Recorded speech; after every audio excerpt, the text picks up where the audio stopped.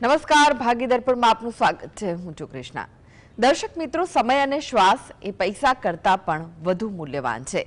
તો આજના સુવિચાર સાથે શરૂ કરી આપણા ભાગ્યના દર્પણને રજૂ કરતો અમારો વિશેષ કાર્યક્રમ ભાગ્ય દર્પણ.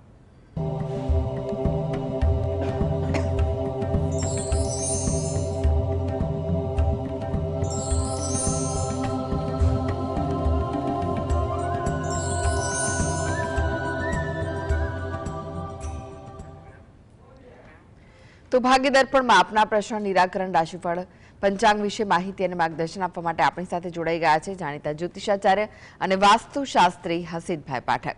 હસીતભાઈ, ભાગ્ય દર્પણમાં આપનું સ્વાગત છે. નમસ્કાર. નમસ્કાર.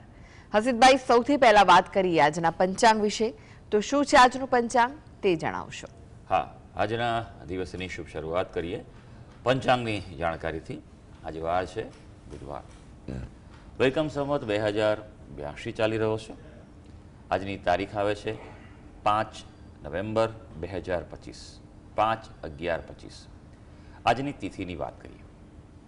કારતક મહિનો ચાલે છે, તેનો શુક્લ પક્ષ એટલે કે સુદ પક્ષ તિથિ છે પૂર્ણિમા. આજે છે કારતક સુદ પૂનમ. નક્ષત્ર અશ્વિની છે, જોકે સવારે 9:39થી ભરણી નક્ષત્રનો પ્રારંભ થઈ જશે. યોગ, સિદ્ધિ અને કરણ બહુ આવે છે. આજની રાશિની વાત કરીએ. આજની રાશિ આવે છે મેષ રાશિ, કે જેના નામાક્ષર છે અ, લ અને ઈ. એટલે આજે જો કોઈ બાળક જન્મે તો તેનું નામ મેષ રાશિ પરથી પાડું હિતાવહ રહેશે. ઉપરાંત ગ્રહ ગોચર અને મુહૂર્તની ગણતરી માટે પણ મેષ રાશિને લક્ષમાં લેવાની રહેશે. દિન વિશેષની વાત કરીએ તો આજનો દિવસ એ વિશેષ દિવસ છે. આજે દેવ દિવાળી છે. સૌ દર્શક મિત્રોને પણ આજે દેવ દિવાળીની ખૂબ ખૂબ શુભકામનાઓ. આજની પૂનમને ત્રિપુરારી પૂર્ણિમા કહેવાય છે, કારણ કે આજે ત્રિપુર અસુર હતો, તેનો આજે શિવજીએ નાશ કર્યો હતો. કાર્તિક સ્નાનની આજે સમાપ્તિ થાય છે. તુલસી વિવાહ આજે પૂર્ણ થાય છે. આજે શીખ ધર્મના ગુરુ નાનકની પણ આજે જયંતિ છે અને પુષ્કરમાં અને સિદ્ધપુરમાં મોટો મેળો આજે ભરાતો હોય છે. જી હસીતભાઈ, આજની વાસ્તુ ટીપ શું છે દર્શક મિત્રો માટે? હા, વાસ્તુ ટીપમાં આપણે વાત કરી રહ્યા છીએ કે પૂર્વ દિશાના દોષ. પૂર્વ દિશા જે છે તે ખૂબ જ અગત્યની છે, સૌથી મહત્વની દિશા ગણી શકાય એવું છે. અને આ દિશા જે છે એ જો તમારે દોષ મુક્ત હોય અથવા ઓછામાં ઓછો દોષ હોય તો ખૂબ ફળતી હોય છે. આ દિશામાં કોઈ પણ પ્રકારે ઘરનું મુખ્ય દ્વાર હોય, બારી હોય, તે ખૂબ ઉત્તમ ગણાય છે. આ દિશા ખાલી રાખવી જોઈએ. આ દિશા જો દૂષિત હોય તો પોતાના પિતા સાથે કોઈ પ્રકારે વિવાદ વિખવાદ ઊભો થાય છે. સરકાર સાથે અથવા સરકારી નોકરીમાં પરેશાની થતી જોવા મળે છે. પોતાના ઉપરીઓ સાથે પણ મનમુટાવ રહેતો હોય તેવું બની શકે છે. ખાસ કરીને માનસિક દુર્બળતા, વિચારોમાં નિર્ણય શક્તિની ખામી અને માથાના દુખાવાની તકલીફો પણ રહ્યા કરતી હોય છે. અને ખાસ કરીને હૃદય રોગની પણ સંભાવના જોવા મળતી હોય છે. અને અહીંયા જો દોષ હોય તો પિતા અને પુત્ર વચ્ચે પણ વિવાદ રહેતો હોય છે. માટે હંમેશા આ દિશા જે છે તે ખાલી રાખવી જોઈએ અને ખુલ્લી રાખવી જોઈએ. અહીંયા જો પ્રકાશ આવતો હોય અને તેમાં પણ જો કુદરતી રીતે જો સૂર્યપ્રકાશ આ દિશામાં તમારા ઘરમાં, મકાનમાં, ભવનમાં જો પ્રવેશ કરતો હોય તો તે દોષ ઘટાડતો હોય છે. જી, રોનકભાઈ જોડાઈ ગયા છે આપણી સાથે. રોનકભાઈ, આપને જેમના માટે પ્રશ્ન પૂછવો હોય તેમની જન્મ તારીખ જણાવો. કઈ? હેલો. હા જી, જન્મ તારીખ જણાવો જેમના માટે પ્રશ્ન પૂછવો હોય તેમના માટે. 9/3/88. 9/3/88. હા. જન્મ સમય કયો છે? જન્મ સમય કયો? 12:39. 12:39 12:39 દિવસ દરમિયાન કે રાત્રે? દિવસે. જી. અને જન્મનું સ્થળ કયું છે? બોમ્બે ભાયંદર. પ્રશ્ન જણાવો, શું પૂછવું છે? કારકિર્દી માટે. કારકિર્દીમાં ભાઈ શું કરે છે અને શું પ્રશ્નો છે ભાઈ? નોકરી કરે એમાં બઢતી મળશે. ઓકે, કયા ક્ષેત્રમાં નોકરી કરે છે? બેન્કિંગ. હા હા, બેન્કિંગમાં. હા જી, સારું. જોઈ લઈએ આપણે હાલ કે અત્યારે કુંડલી શું કહી રહી છે અને યોગો કેવા છે. મિથુન લગ્નની કુંડલી આવે છે. લગ્નનો સ્વામી બુધ છે તે અષ્ટમ સ્થાનમાં છે, એટલે લગ્નેશની સ્થિતિ સારી ન કહેવાય. શનિની રાશિમાં છે એટલે થોડુંક વિલંબ બાદ જીવનમાં પ્રગતિ સફળતા થઈ શકે. લાભસ્થાનમાં ગુરુ અને શુક્ર બંને સાથે છે, મેષ રાશિના છે, એટલે ઘણીવાર એવું બને કે વ્યક્તિમાં સંતોષ આવી જાય અને ઘણીવાર ઉત્સાહ વધી જાય તેવું બનતું હોય છે. આવા વ્યક્તિઓએ હંમેશા પોઝિટિવ લોકોની સાથે રહેવું જોઈએ. યોગની જો વાત કરીએ તો અત્યારે મધ્યમ યોગ છે, એટલો સ્ટ્રોંગ યોગ નથી, પણ 2026ના મધ્ય ભાગથી યોગ મજબૂત થઈ રહ્યો છે. ત્યારબાદ 2026 અને 27માં બઢતી પ્રમોશન માટેના યોગો સારા થઈ રહ્યા છે. ગણપતિ દાદાની ઉપાસના કરશે, વિશેષ ફળદાયી રહેશે. જી, મહેશભાઈ જોડાઈ ગયા છે. મહેશભાઈ, આપને જેમના માટે પ્રશ્ન પૂછવો હોય તેમની જન્મ તારીખ જણાવો. 31/7/62. જન્મનો સમય? 6:55 PM. 18:55. જી, અને સ્થળ કયું છે જન્મનું? ગારિયાધાર. પ્રશ્ન જણાવો, શું પૂછવું છે?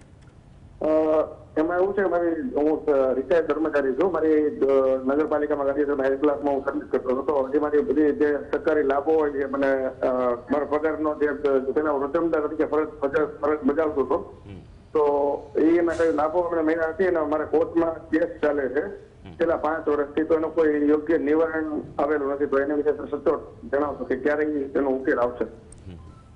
હાજી, રિટાયર થઈ ગયો છતાં પણ મને મારો લાભ નથી મળ્યા. 5 વર્ષ તમારો ફાઇનલ હિયરિંગ બાકી છે ખાલી કોર્ટના કેસનું. હજી એનું કઈ આવ્યું નથી. 5 વર્ષથી આમનામ જ ચાલે છે. જી જી, હાજી, જોઈ લે ભાઈ. ચાલો, તમે જે વિગત આપી છે કુંડળી અને હાલ ગ્રહોની સ્થિતિ શું છે. મકર લગ્નની તમારી કુંડળી આવી રહી છે.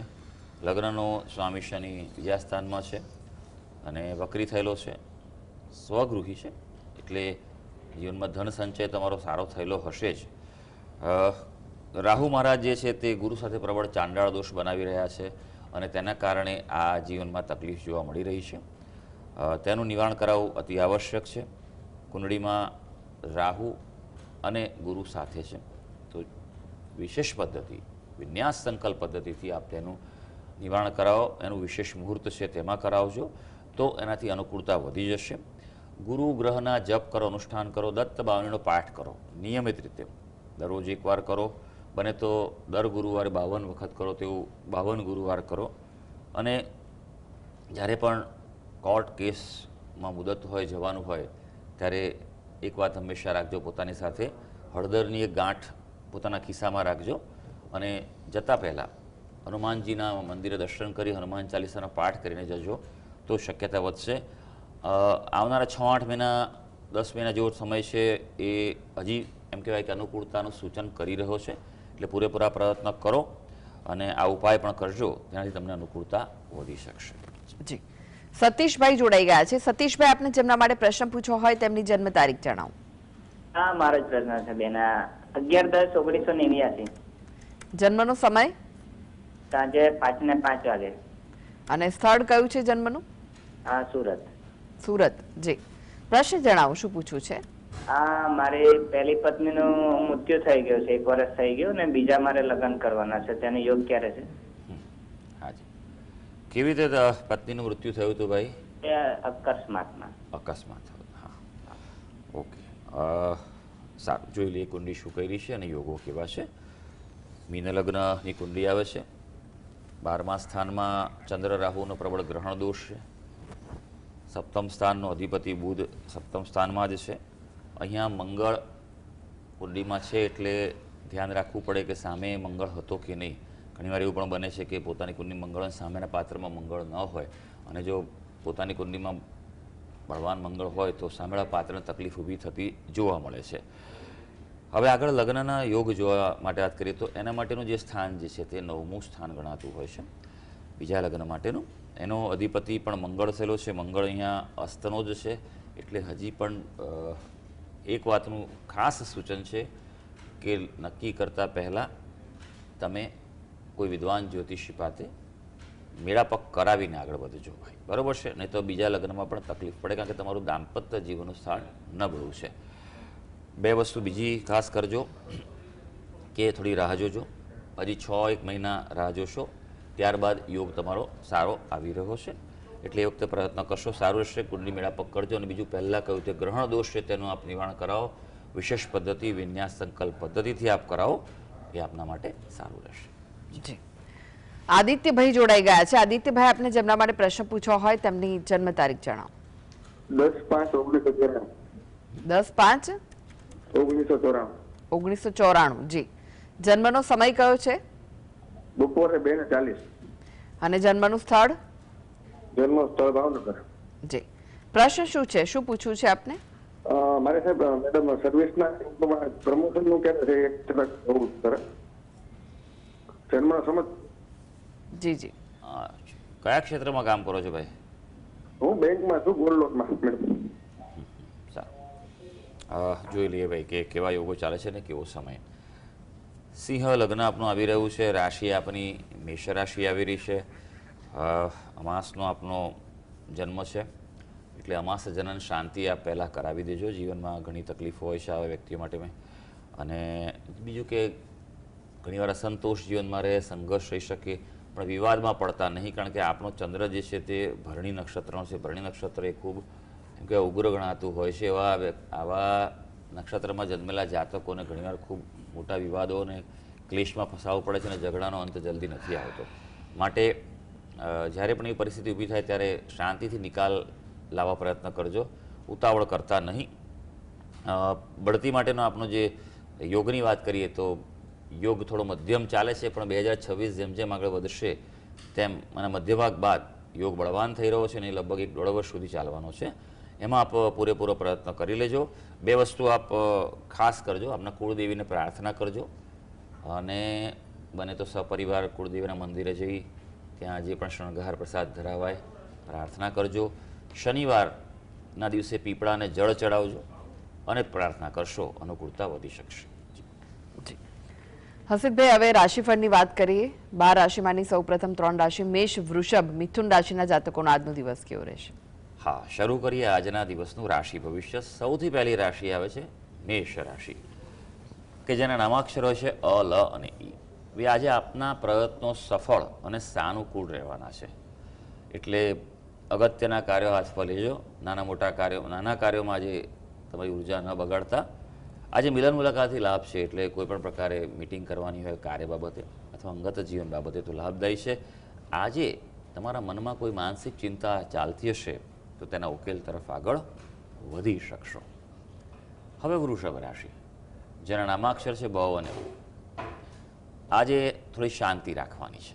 ધીરજના ફળ મીઠા છે. અમુક વાર કહેવાય ને કે અમુક ટાઈમ થોડા રિલેક્સ બી થવું જોઈએ, તો એ આજનો દિવસ છે. આરોગ્ય અંગે પણ નાની મોટી ચિંતા રહી શકે તેવું છે. હા, કુટુંબ પરિવાર માટે કોઈ કાર્ય કરવાનું હશે તો તે સફળ થશે. હવે મિથુન રાશિ, જેના નામાક્ષર છે ક, છ અને ગ.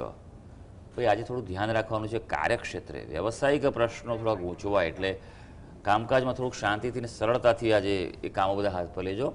આજે માનસિક અકળામણનો ભોગ બનો તેવું પણ બની શકે.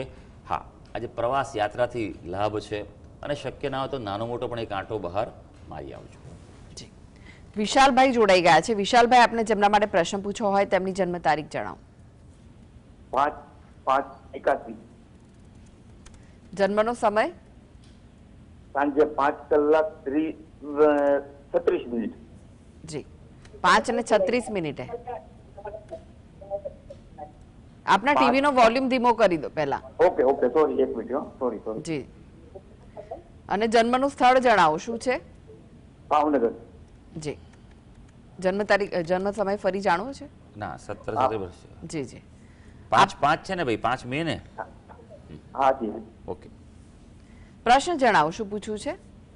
એટલે હું મેડિકલ સ્ટોરમાં નોકરી કરું છું. મારો 17,000 પગાર છે. નાનું એવું પરિવાર છે, બરોબર છે. હું છું, મારા મધર છે, મારા વાઈફ છે અને એક છોકરો છે. ઘરનું ઘર છે, નાનો પરિવાર છે, સુખી પરિવાર છે. પણ કલાક ઘરમાંથી બહાર નથી જતો.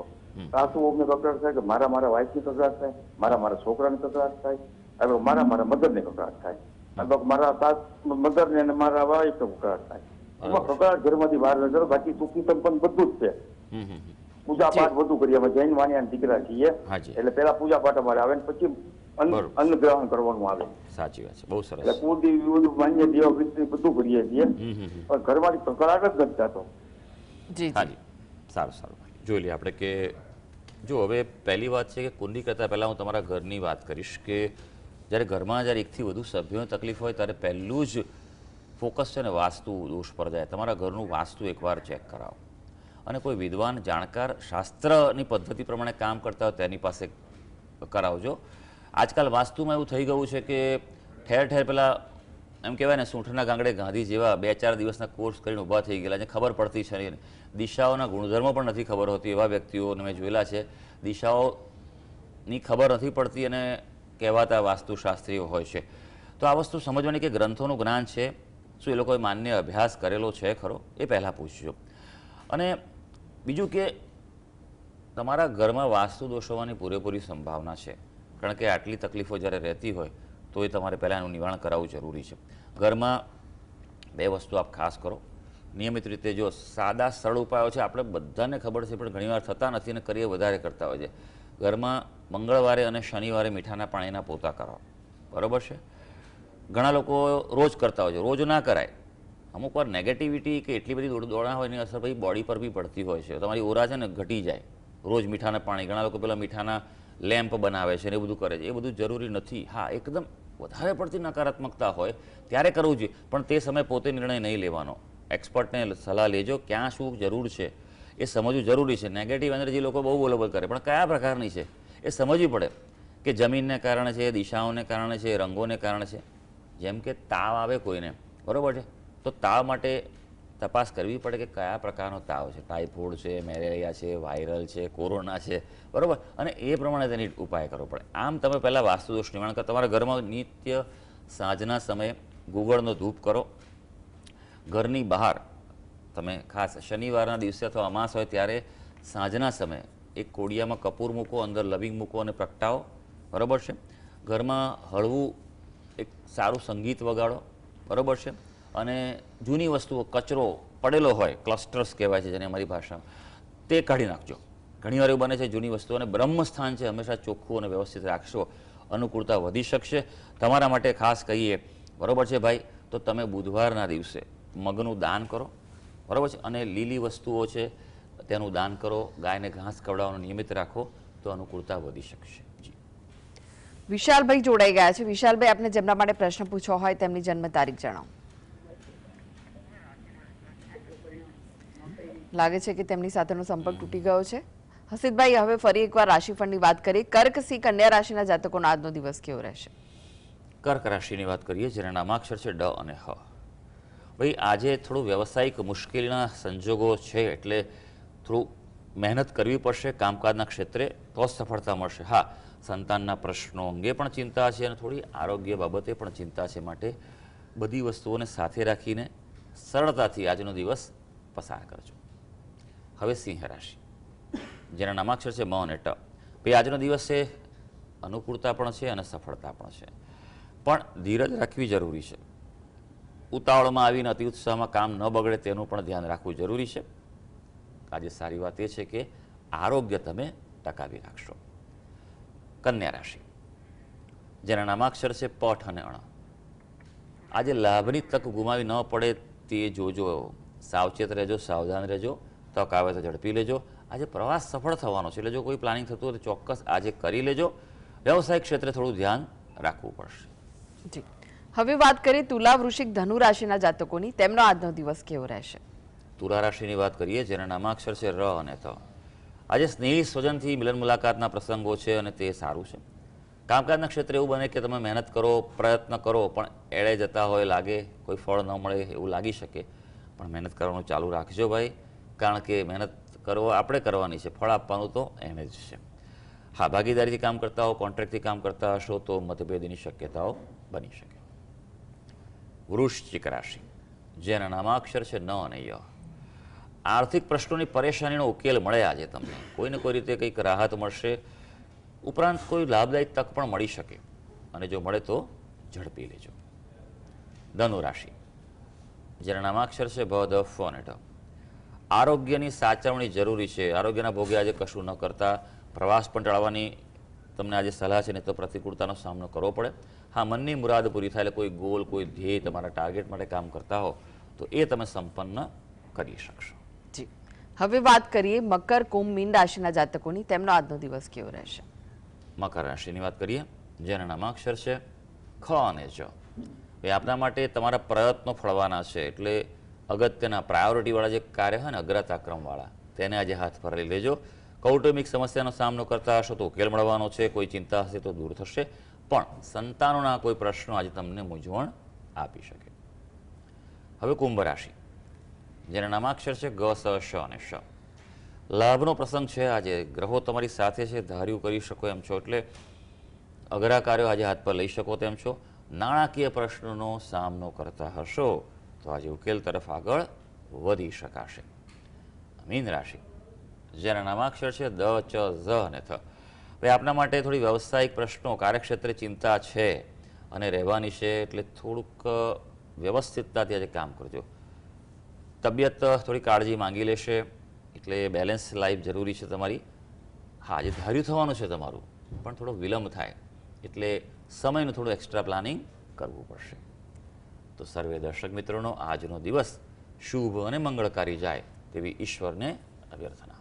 જી, હસીતભાઈ, જીએસટીવી સાથે જોડાવા માટે, દર્શક મિત્રોને માહિતી અને માર્ગદર્શન આપવા માટે આપનો આભાર. ધન્યવાદ. તો દર્શક મિત્રો, આ સાથે જ ભાગ્ય દર્પણમાં આજે બસ આટલું જ. મને રજા આપશો. નમસ્કાર.